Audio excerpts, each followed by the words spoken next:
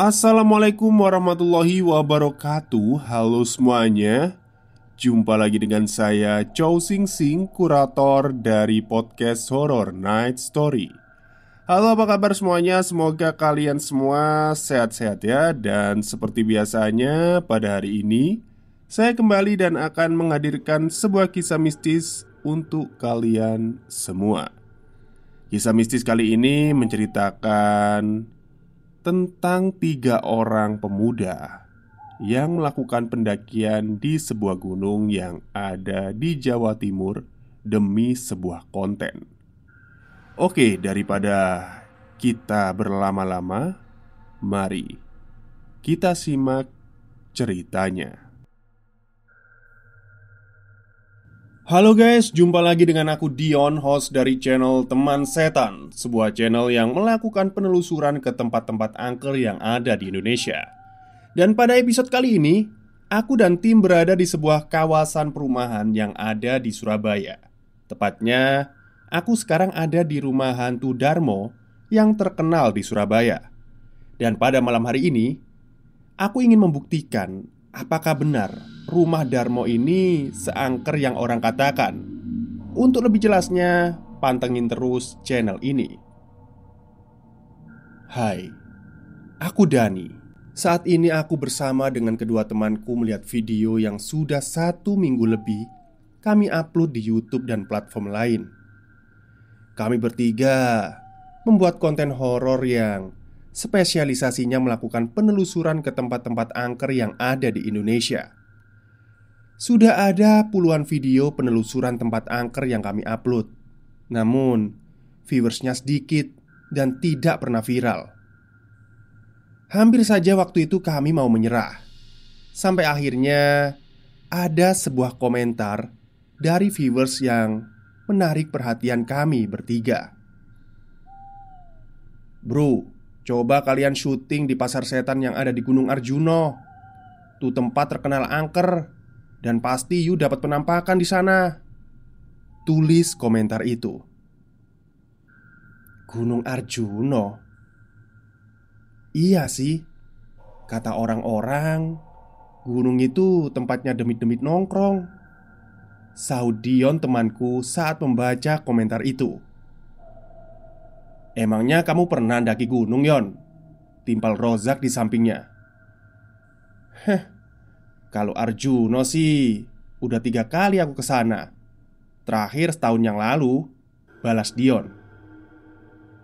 Setelah obrolan panjang mengenai proyek selanjutnya, akhirnya kami bertiga sepakat untuk mendatangi pasar setan yang ada di Gunung Arjuno. Dan tentu saja kami sangat mengharapkan adanya sebuah penampakan di sana agar video kami viral. Setelah seminggu kami melakukan persiapan baik mental atau fisik, akhirnya Kamis pagi kami berangkat ke sana. Dari Surabaya kami menuju Pandaan, karena kami nantinya akan mendaki melalui jalur via Tretes. Kata Dion, itu jalur yang dekat dengan pasar setan yang akan kami tuju. Singkat cerita, sampailah kami di sana. Setelah kami beristirahat sebentar, kami menuju ke sebuah pos pendaftaran. Waktu itu aku lihat sekitar dan berpikir, kok sepi ya? Padahal kalau mau weekend gini biasanya jalur pendakian rame loh. Kulihat Dion masih sibuk mengisi formulir dan Rozak terlihat sedang memeriksa perlengkapan syuting nanti. Setelah Dion menyerahkan formulir kepada petugas, petugas itu melihat kami dengan pandangan yang sepertinya khawatir. "Loh, ini cuma bertiga, Mas," kata petugas itu. "Iya, Pak. Emang kenapa?" balas Dion. Bukan gimana-gimana sih, Mas. Tapi apa jenengan udah pernah kesini sebelumnya?" tanya petugas itu. "Pernah, Pak. 3 kali malahan," jawab Dion tegas. "Lah, kalau masnya pernah kesini, harusnya tahu hal-hal yang dilarang waktu pendakian. Salah satunya pendaki nggak boleh ganjil, Mas," kata petugas itu. "Walah pak, itu loh cuma mitos pak. Masa kami gagal mendaki karena kurang orang?" jawab Dion sambil sedikit tertawa. Petugas itu hanya diam dan memandang Dion sinis. Aku yang merasa nggak enak atas jawaban Dion pada petugas itu, langsung mohon maaf dan bertanya tentang solusinya. Karena tidak mungkin juga kami pulang tidak membawa hasil. "Gini aja mas, kalau masnya masih mau maksa daki, masnya cari kayu kecil buat tongkat. Dan tongkatnya itu dipegang oleh salah satu dari kalian. Ya fungsinya biar hitungannya genep mas," jawab petugas itu memberi solusi. Dion, yang waktu itu terlihat mau menyangkal jawaban dari petugas, segera saja aku potong untuk bicara dan menutup obrolan kami dengan petugas. Segera saja kami berangkat, dipimpin oleh Dion di depan sambil membawa kayu sebagai tongkat. Aku di tengah dan Rozak di belakang. Singkat cerita, setelah lamanya perjalanan, tibalah kami di Lembah Kidang. Di Lembah Kidang ini, kami kembali beristirahat untuk sekedar makan snack dan merokok. Waktu sudah menunjukkan pukul 5 sore. Kayaknya kita bakal malam sampai di Pasar Setan," ujar Rozak memecah keheningan. "Tenang aja, ini peristirahatan terakhir kita. Palingan 30 menit jalan kita udah sampai," timpal Dion sambil menyesap rokoknya. Yon, kalau ngomong jangan sembarangan. Peristirahatan terakhir. Emangnya kita mau mati apa?" kata Rozak sedikit marah.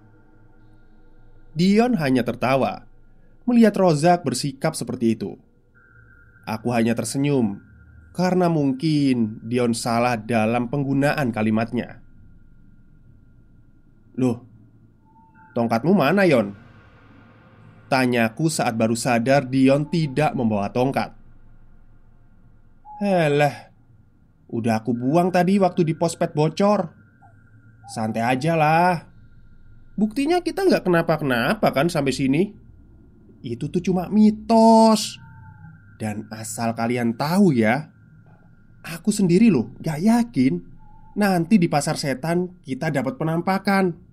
Makanya aku bawa ini. Hehehe, jawab Dion sambil mengeluarkan wig rambut panjang dan daster panjang putih dari tasnya. "Asuh, gila ya kamu? Ngapain bawa ginian di sini?" kata Rozak yang kaget melihat barang yang dibawa Dion. Dion hanya tersenyum dan berkata, "Kalian pengen video kita viral kan? Bayangin bro, kita udah jauh-jauh ke sini, terus ternyata kita nggak dapat apa-apa.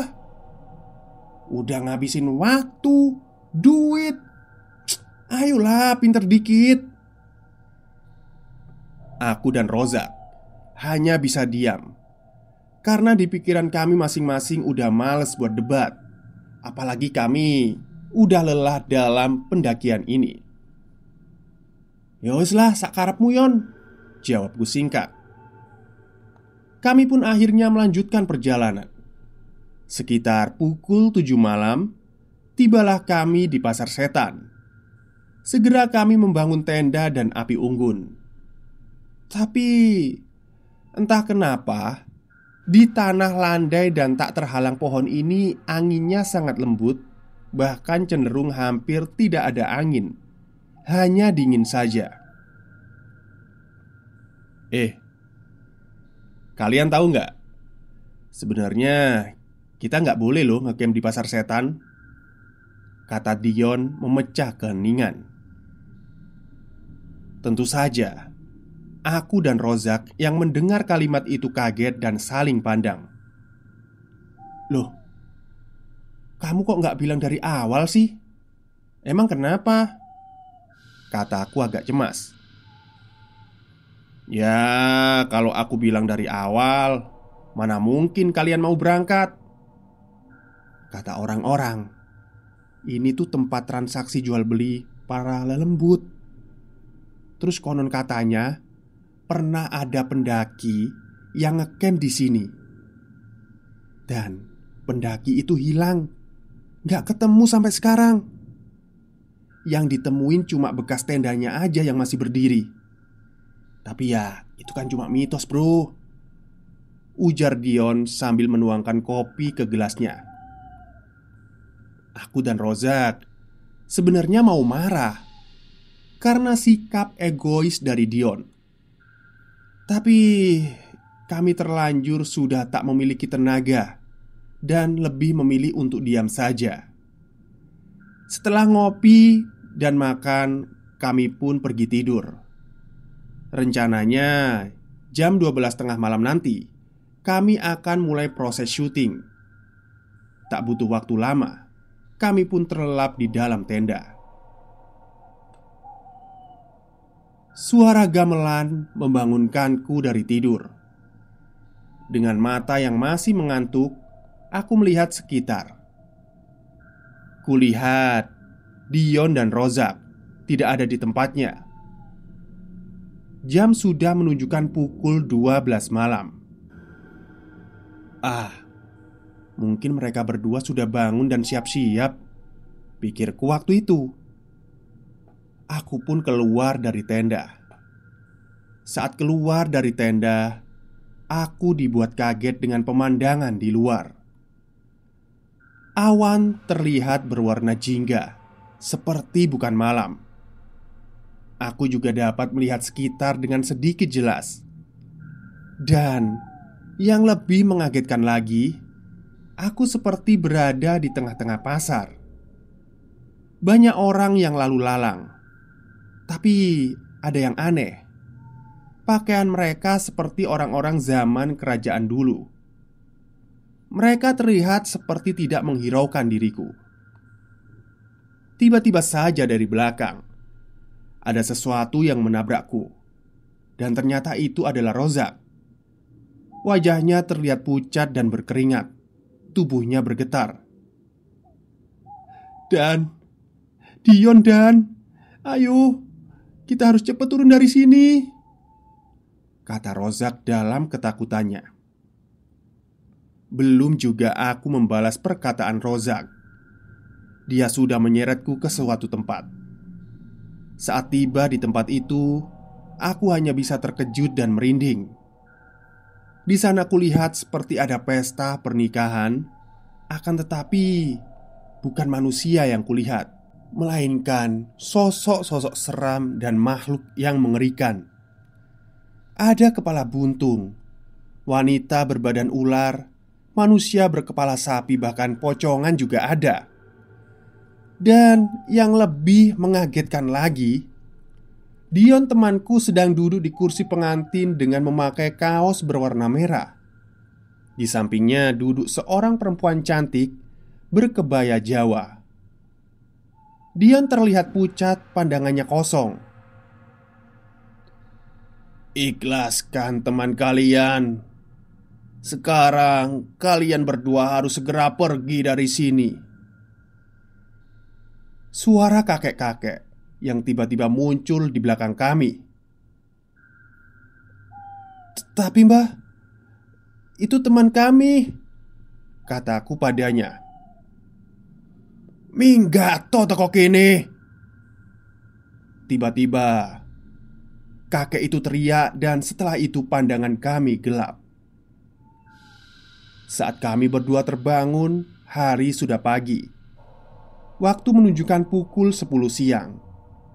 Kulihat di sekeliling sudah ada 2 orang petugas gunung dan 3 orang warga. Ada 1 orang warga yang terlihat agak tua dan menghampiriku dan berkata, "Masih sekarang segera turun ge sama kami," kata bapak-bapak itu. "Pak, teman saya hilang, Pak. Tolong saya, Pak," kataku yang spontan menangis mengingat kejadian beberapa jam yang lalu. "Gak bisa, Mas.